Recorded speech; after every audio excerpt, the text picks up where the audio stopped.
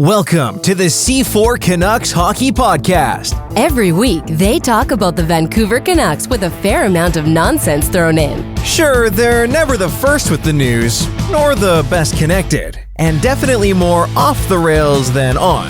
But they've been talking puck the longest, and that counts for something, right? So strap in for the longest running, best mediocre Canucks Hockey Podcast. It's C4 with Chris and Anna. Hey, it's me, it's Chris. There's Anna. How you doing, Anna? Yeah, pretty good. Warm. We have both established that. You're hot. Yeah. HR. Hot like fire! Yeah, like we are both very pale-skinned people. Yeah, I think you and I are built for like the fall, like we're designed, Yeah. for like the fall spring. Yeah, I mean, I'm a spring baby. I was late winter. Well, I guess no, I wouldn't be. Yeah, was that late? Yeah, February is late because December, January. February. Yeah. So, like, yeah, we are meant for cooler temps than these. Yes, we are. But regardless, the show must go on. And oh, by the way, it's late. This has everything to do with the Vancouver Whitecaps, who Selfish. Yeah. Well, first of all, let me tell you. Remember when the Vancouver Canucks were in a position where I think it was a combination of like mumps or something like that? Like this is pre-pandemic, if I recall, where there was a question as to if they'd have enough players to dress a team. Huh. Well, the Vancouver Whitecaps, not mumps related, were questionable to dress a team. Oh, wait, is this a Mexico thing? Yeah, so like They had a half of Spurs those- incident? Yeah, like half of Lasagna those who had incident. traveled down to Mexico for the 5-0 beatdown, courtesy of Cruz Azul, were sick. Now, the Whitecaps simply said, yeah, players and personnel started falling ill on the flight home. They did not blame their 5-0 beatdown on illness, though, I mean, even reading between the lines, you sort of have to stretch it a bit. But the problem was that there's also an international break, which the MLS doesn't do. And the Vancouver Whitecaps were going to be without 18 players, potentially. A combination of international duty, 1 injury, and 8 questionable due to illness. Yeah, that's not good. I have a follow-up question about the international break. But Canada are playing, right? In this international break. And 3 Whitecaps are currently playing for Canada. 2 are playing for the United States, 1 for Peru, 1 for Isn't that crazy? Argentina. Where you're Like, professional, your home league, like, is still playing during. I mean, it's MLS, and as I am apt to say, MLS is gonna MLS. This is the league yeah, that had a team called the Wiz. So that's not real, is it? yeah, the Wizards, Kansas City Wizards, the Wiz. Okay. Look, if you look at historical team names for Major League Soccer, I mean, it's There's kind of some good like ones. ECHL team names, where it's like the Growl with 5 R's, yes, the Macon Whoopee. Ah, Personal man, I favorite. miss the Macon Whoopee. But no, we're here to talk about the Vancouver Canucks. So there's been a little Vancouver Canucks action. There's been a lot more Abbotsford Canucks action, so we'll get into a little bit of that. The Stanley Cup final is currently taking place. 2 weeks ago, we weren't entirely sure who would be playing in the final, but we had an idea. Well, our idea came to fruition. I think it was very clear as to who was going to be playing in the final, so we'll maybe talk a little bit about that.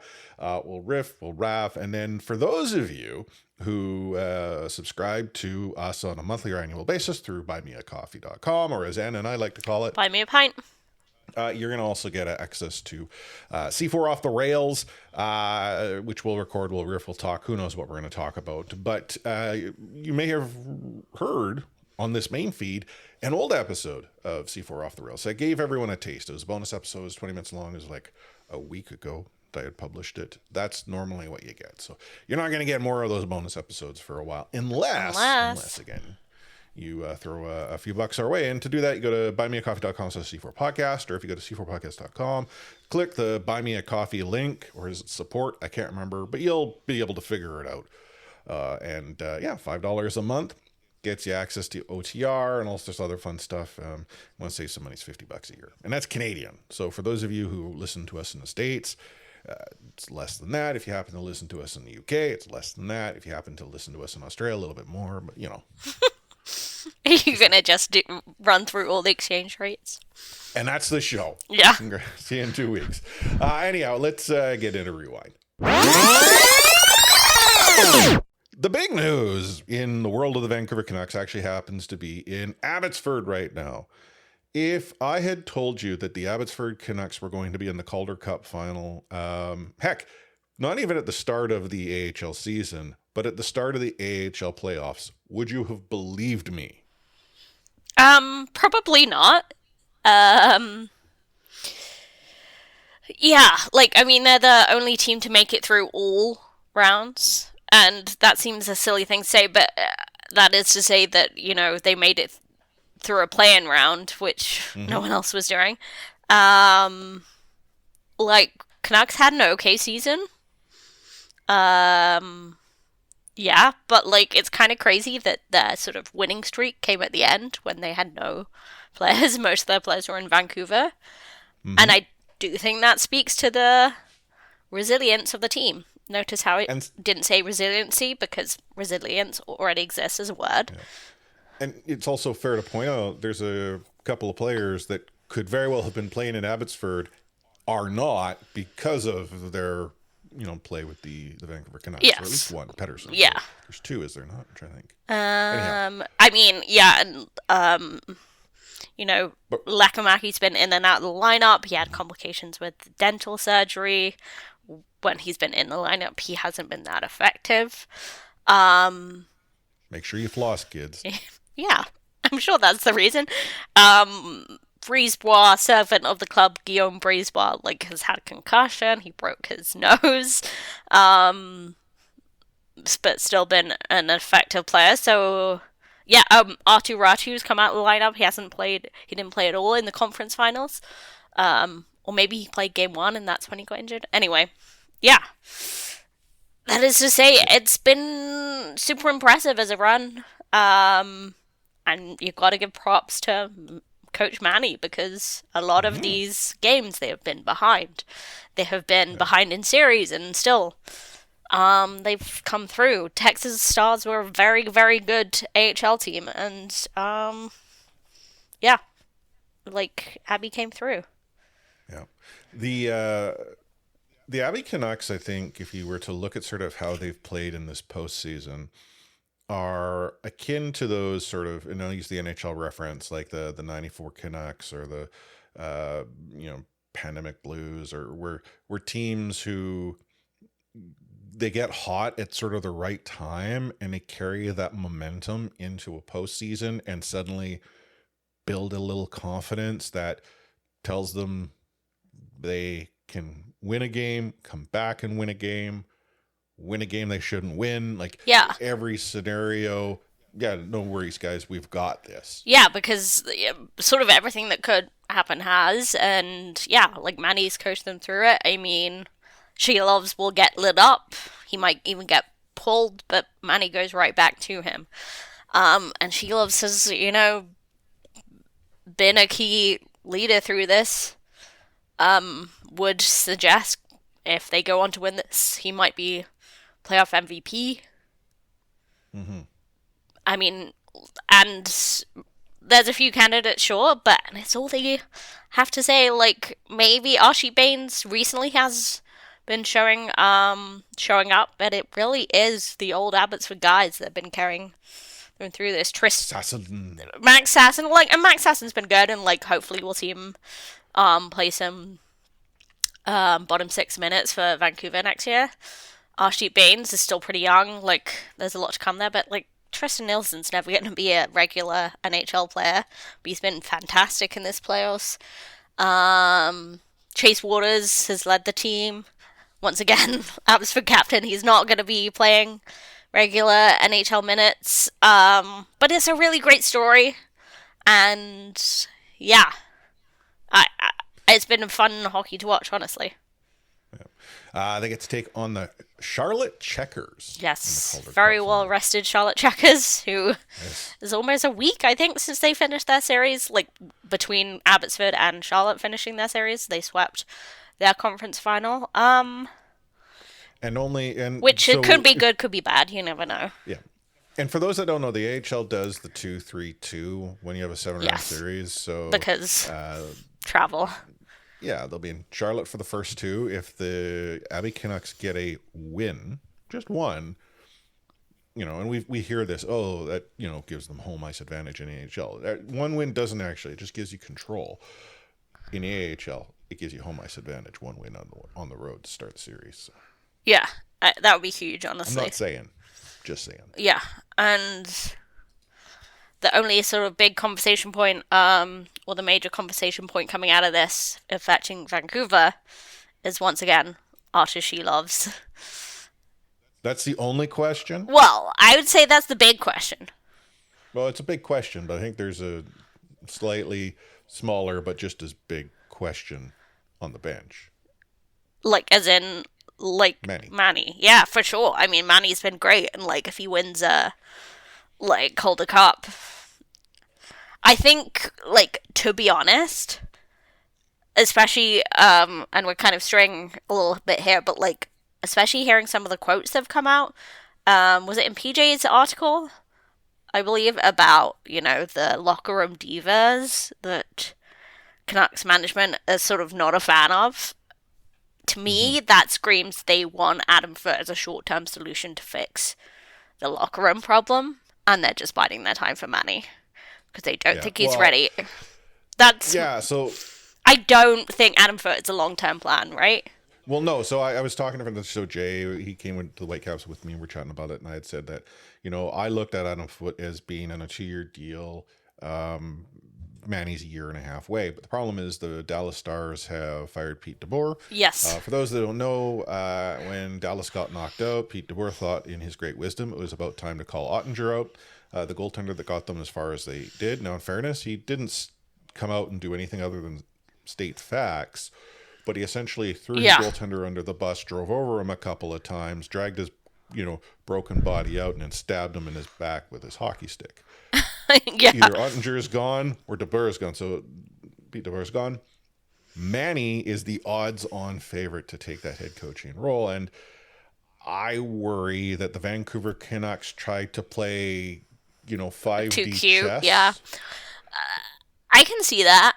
I mean, Manny wants to be an NHL coach, and we've seen him leave Vancouver before to make the career progression work. Toronto were going to put him behind the bench, so he did that. And you would think that that's part of the conversation, but still. Yeah, and we talked about this. I thought Manny, it wouldn't be a good time for Manny, but I said maybe is there someone that could take, you'd fill in, caretake till Manny takes over. Problem is that seems to be what the Vancouver Canucks maybe thought they might try to do, but then Manny might not be around. Anyhow, Abby are in the Calder Cup final. Manny's still coaching a Canucks team of some sort. And we'll obviously chat about what the future may behold when the future is beholden. I don't know how that goes. I don't know what that happened with that. So Derek Forbort back for a year. And for those who have been keeping track, he finished the season on the IR, having had his face caved in by just an outright brutal punch while prone on the ice, which received no extracurricular discipline. Of course not. It was a hockey play. I don't mind Forward coming back. Like he the role he filled well. And this is the thing is, like, we've talked about this on the show, is it's perfectly fine for the Vancouver Canucks to have players like Forbort. You just can't build an entire team of Forbort where you start to pay them well beyond what Forbort will be making. To be honest, like, he's been super effective in his limited role, I would say. Mm-hmm. Like, in terms of value, like, this is somewhat of a, like, it doesn't necessarily fully translate, but I know there was a list of, like, basically value in terms of PK specialty players, and Derek Forbort was one of the most valuable. And obviously, that's completely role specific statistic, but yeah, I think he's been super valuable. And once again, it's a 1-year deal, so it's like, let's see how it goes again. Obviously, his year really didn't start the way he wanted it to for several reasons. So, Yeah. And neither did it end the way he wanted it to. So, yeah. Vancouver Canucks got some assistant coaches to help out Foote. I mean, we obviously knew that Adam Foote was not going to get to an opportunity to keep the crew that was already here under Tocchet. So Yogi Sikorsky's gone. Surya Gonchar gone. Yes. Longer-term video coach Dylan Crawford's gone. That one, Dylan Crawford's been with the organization for quite some time. Yeah. And the Vancouver Canucks have brought in Kevin Dean, Brett McLean, and Scott Young as assistant coaches. Yeah. I mean, like, Adam Foote, comes from a defensive point of view, so you had to think that his pick on that specialty was going to be, an important one. So Kevin Dean, good defensive chops. Yeah, I don't know. Brett McLean doesn't have the best record, but neither does Adam Foote, really, as a head coach. So, It just occurs to me that the Canucks bench is I was going to say young, but they're not, right? Yeah. They have experience, they're not inexperienced, they have experience, but it just occurs to me, and to go back to what you had said, it's like a caretaker crew that's biding them by, but and kind of also doing a job of maybe they're jacks, just a coach. Sure. And obviously the Sedin's still there, Jason Krug is still there, Marco Terenius is still there, who some feel is the reason Shelovs don't play so good. And I mean, here comes a Shelov's problem, but if you carry that extra goalie, he's not going to be able to be picked up and sent down anymore. Mm-hmm. He will require waivers next year. I mean, it's obviously not who. Do we necessarily think that, if he wins a Calder Cup, if he wins the, if he carries Abbey Canucks to that, yeah, it'll make a difference, but I don't think necessarily that there are teams. There's so many factors as to why teams acquire a goalie off of waivers. It doesn't necessarily mean that he'll be automatically picked up. Well, waiver acquisitions for a player in a crease usually has to do with injury. Yeah. People aren't just thinking, oh, we'll take a flyer on this. It's the immediate depth. It's the serves a need in the now. And maybe we have the tough decision a little bit later on, but it's not that, I'm going to go and squirrel this guy upstairs. And it's with the farm. Yeah, maybe this is being a bit flippant, but if a team is in desperate short-term need, picks him up. Canucks are first in line to get him back. If, gets him some game action. If the need goes away. Yeah, I think obviously we're going to have to be, we've said this time and time again about Thatcher Demko, the load needs to be managed, and, with a goalie like Kevin Lankinen and the bet Canucks have made on him, they're not bringing him there for, just a backup role that, is going to be 1A, 1B, you would think. Yeah. Yeah. Oh, well. I mean, does the Canucks coaching lineup excite me? No, but to be honest, it wasn't going to. It's the players on the bench, and ultimately who remains on the bench come free agent frenzy. Not Thatcher and PD not on the promotional posters as well. Well, okay, so if you don't know, the Vancouver Canucks had sort of social media promotional photos that didn't include Thatcher Demko and Elias Pettersson, but they did have Quinn Hughes, and in a more recent update showed Pettersson, and I don't know if it showed Demko did it, but it dropped DeBrusk and I think it was Garland. Was it Garland? No, DeBrusk and... Anyhow, the point is, Vancouver Canucks fans... digging into the weeds as deep as we could get based on players' absences from social media. Yeah, it does seem to me, I'm like, it's Canucks. Like, you have to be very careful with every single thing you put out, including that. They did. Well, only 3 weeks until PD's got no movement, so. Yeah.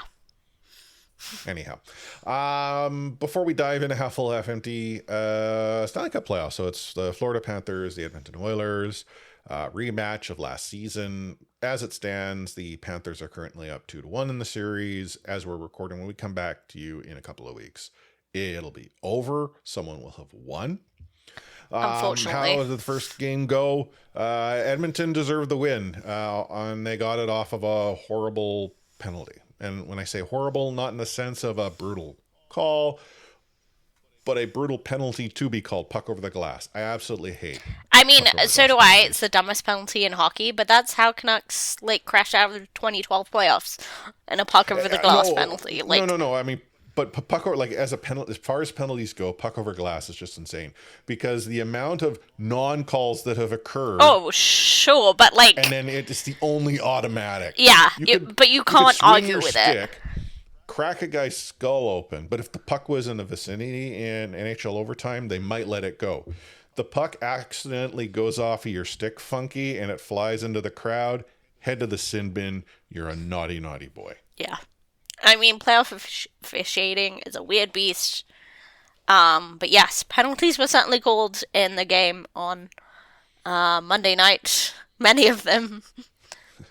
Was it 6-1 final, I think? 6-1 final for the Panthers, and 61 penalty minutes. No, I don't know. Way more than that, I think. But what are we learning? Brad Marchand... Still annoyingly good.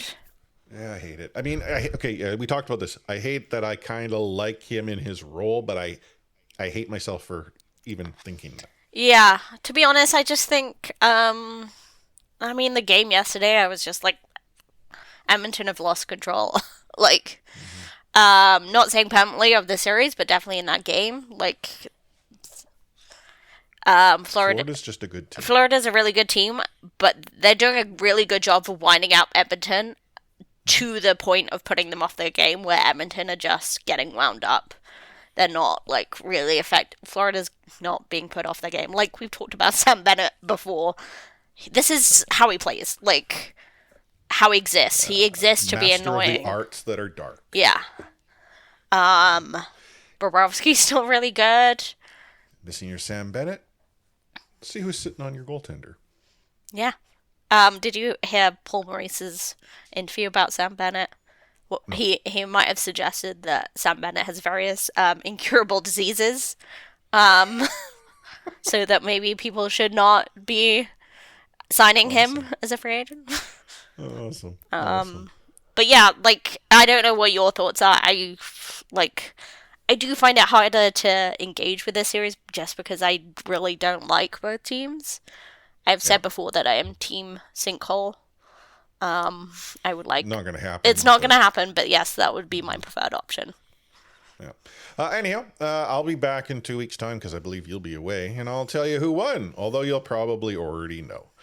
You and I are going to take a short break, Anna. It's time for us to transition into Half Full, Half Empty. You're listening to the C4 Canucks Hockey Podcast, brought to you by Anna and Chris. Take hitting out of the game. You can't hit anymore, so don't do it. The unsportsmanlike conduct, I want to get an explanation on it. No kidding. Because how do you get suspended for unsportsmanlike conduct? Plus interference. There's no interference there. He had the puck. Now, Madison never ever did that before. Now, why did he do it? Because he was mad. Well, your early favorite for the Calder Trophy, that's for sure. Elias Pettersson, you might even say your early favorite for the Hart Trophy. Just to get back to your question, Elias is going to play plenty. He's going to get a lot of power play time, and yeah, I'm concerned about our offense. We lost 200-point players, and we've got to find a way to score. The Vancouver PWHL franchise has a roster now. They've got a team, arguably all-star team. They have a building to play in come the fall, and they have a facility to practice in. Which of those does the Vancouver Canucks still not possess? Yeah. Well, actually, two. They don't have an all-star Yeah, roster. I was going to say, why do you want to start with that? Yeah, like side note, very excited by some of Vancouver PWHL players coming through. Jen A got little off the rails. Sarah Nurse gets signed, but like, so I don't understand how the expansion draft worked. Did the teams like already talk to each other, like Seattle, Vancouver, like you taking, who you taking? Because the deals were getting announced before the draft. I don't really understand how that worked. They did a good job of trying to like put out information ahead of time, but I was still confused. It's also like the league itself is a single entity league, so one owner owns all the teams. Yes, and which obviously it was the desires for parity. When you exactly. So it was pretty harsh. Hillary Knight was not protected by Boston like a hometown team. Well, you can only protect 3 players. Yeah, and then team, an right? additional one after the initial. So that's how Vancouver ended up with Sarah Nurse. That's how they ended up with Sophie Jakes, Claire Thompson, Jen Gardner, all really stunning players. There's a few players I kind of wish Vancouver had picked Ali Monroe yesterday because she used to play for Connecticut Whale, so favorite of mine. But overall, I'm pretty happy with how it went. That's good. Practice facilities.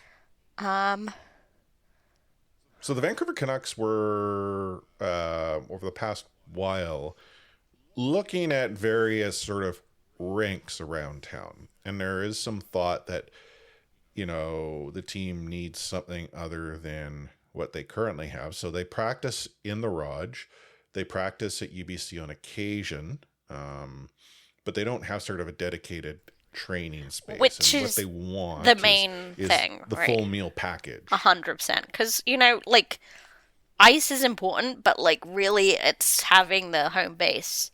Well, it's the nutrition, the treatment rooms, the trainers, and not having to move that stuff. Yeah, and the gym facilities. The idea is that it's somewhere a player can go to train. And yes, the NHL requires players to practice, but also the PA ensures that the players don't have to practice all the time. Yeah. But if a player wants to go to the gym and work out, they want to go to the rink to ensure that they get a good meal or get some treatment when they're... Yeah, ask some questions and what have you. The Vancouver Canucks don't possess that. If the player's I want to go skating, well, hey, there's a concert in the Raj, and UBC's currently booked their own facility.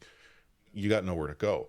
You want to go work out in a gym? Yeah, the Raj has one, but again, maybe there's a lot going on, and concert activity is creating problems. Yeah. So not having a practice facility and being the only NHL franchise to not have one. It's lame. And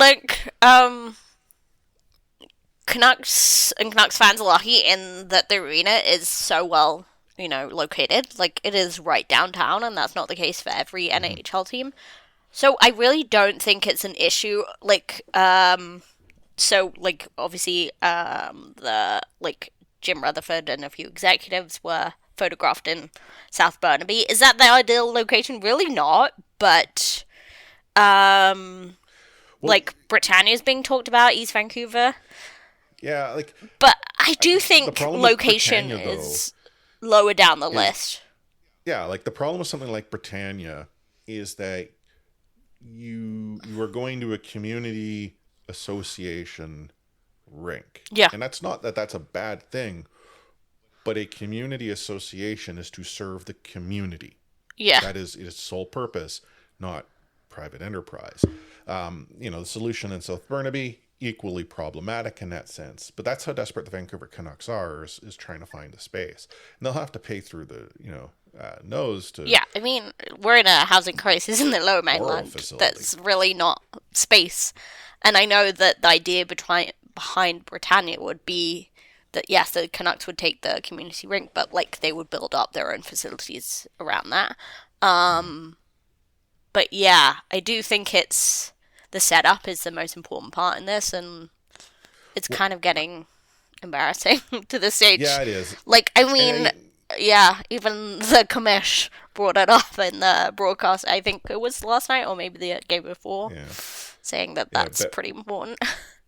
Yeah, Bettman brought it up. Tocchet essentially made it like reason number one, if not number two, when he was talking about his time in Philadelphia. He didn't call out the Canucks, but the amount of, words used to describe the practice facility were unusual for a new coach coming to a new city. To coach a new team. Practice rink. I think there probably will be plans come the fall. They may not have a facility, but they'll have like an idea of what they're going to do. I think we're at the stage now where that needs to be a priority to have the plan ready for next season. The other sort of question as we go into the summer is what do the Canucks prioritize? And I'd have to think that any priorities they make are contingent on whether or not PD remains with the team. Oh, yeah. And obviously, we'll know that pretty soon. But yeah, you would think that... like, if PD gets traded, you have to think they'd blow it up. And, which means, see you, Quinn. Yeah, exactly. There's no guarantee Quinn sticks around with PD. But he's definitely not sticking around. And that's not to say, PD's the be-all and end-all for Quinn, but, it's indicative of, a reset. And Quinn's already wasted a lot of his career. So, yeah, I think the priority overall is that scoring depth. Is that, center... ideally a center. Well, if they trade Petey, they have a center. Yeah. I mean, they technically have two, but healthy? And that's an issue, we've got Philip Hedl, his concussions, and you and I are not trying to talk poorly about, Philip Hedl. No, and also... to our listeners, we hope he recovers and he's back to what he was doing before that injury, but this is multiple concussions. It is not an odds-on favorite that he comes back 100%. Yeah, and we're talking about some of the players that we would say are good and valuable, but they just shouldn't be as relied upon as they are. We're talking about Connor Garland here, we're talking about Teddy Bluger and Dakota Joshua, but they should not be second line guys. These should be really good third. Your first line. Third liners. And we're really depending on Jake DeBrusk taking another step. Obviously, he was in the promotional picture. Yeah. He better. It's true. I mean, also the Stanley Pop, the Canucks dog was called Jake DeBruff, DeBruff. So, okay, he's a star. I saw a post that real optimistic about the Vancouver Canucks this season because instead of there being 8 what ifs, they're down to only 7. Wow. I mean, it's just I guess the what if on Brock Besser is. Hey, still a Vancouver Canuck. Currently. But... Team wants to bring him back. There is just no world in which that happens. Right? Pia Suter, still a Vancouver Canuck. Team wants to bring him back. Yeah. This is a reference that almost no one will get. Sean will get it, though. Is that, they have this thing in cricket called WinViz. Where, WinViz? It's basically... visibility, or... predicting the percentage that a team is likely to win. And sometimes, even before the game is over, it'll say 100% on one team. And that doesn't actually mean 100%, but the odds of the other team winning is less than 1. So, that's where we are with Brock Besser. Less than 1. Cool. Bye. Oh, man. Caretaker coaches... questions down the middle of the ice. I mean, the blue line could be maybe finally sorted, not solved, but sorted. But then when you have no one scoring, well, Quinn Hughes can do it all, right? Well, that's the thing. 40-minute night. Quinn Hughes can't be our PK, penalty, power play, double shifting. Yeah. Okay, that'd be hard. Every second shift, Quinn's on the Okay, ice. that's generous. But like, yeah, like Quinn Hughes is one of our most important offensive players. He shouldn't be that. Even like as good as he is, he should be. He makes important offensive contributions on an elite team, but not like depending on him. Yeah. Oh well, it's an off season. I mean, when I get to record in a couple of weeks' time, none of these questions will probably be solved, but maybe more questions will come to light. Yeah, like has Lekamaki completely ruined his trade value throughout the Calder Cup playoffs? Yeah. Maybe. Wrapping up, nice short episode. It's this off season. There's not much going on, and so as a result, these ones tend to be a little bit shorter. Doesn't mean we drop the final words of wisdom. So Anna, what final words of wisdom do you have this week?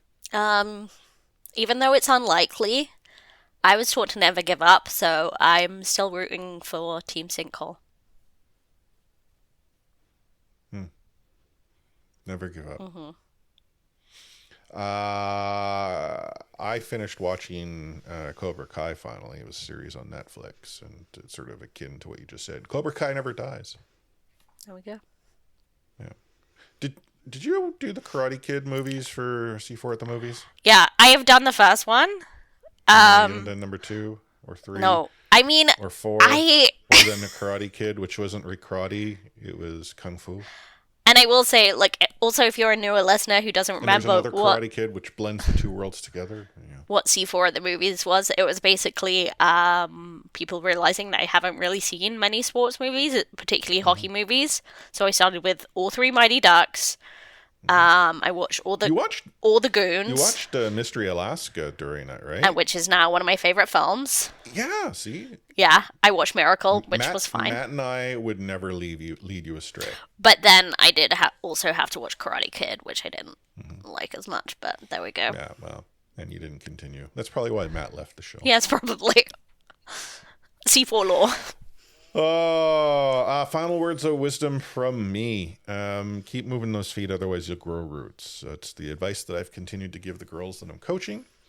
And settle down, break talk it. Otherwise you'll grow roots. You should see the looks that these 8-year-olds give me. like they're 8 going on 18, and eye rolls. Oh, yeah, eye rolls. The eyebrows are like, slightly raised. Oh. And yet I continue to say it. Mm-hmm. If you've reached this point of the show and you still don't know where to find us, it's c4podcast.com. That's our website. You can find our back catalog for the most part in almost all of the podcast platforms that are out there. You are probably also listening to this on a platform that has updated its RSS feed. If for some reason you're like, wait, why am I not getting these? And you're listening to this on the web or something like that.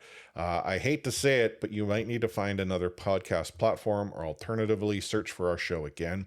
There are a few that just refuse to update it based on the fact that the network that we previously left is still somehow claiming that our show is theirs. So, words, not so nice words. Yeah. If you want to support the show, buymeacoffee.com/C4podcast, and on the social media platforms, we're some form of C4 podcast. At the C4 podcast on X, at the real C4 podcast on Threads, and at C4podcast.com on Blue Sky. So on behalf of Anna, A4SR3, and myself, Chris, Ally Force, I'm going to sign off with these magical words of "We out."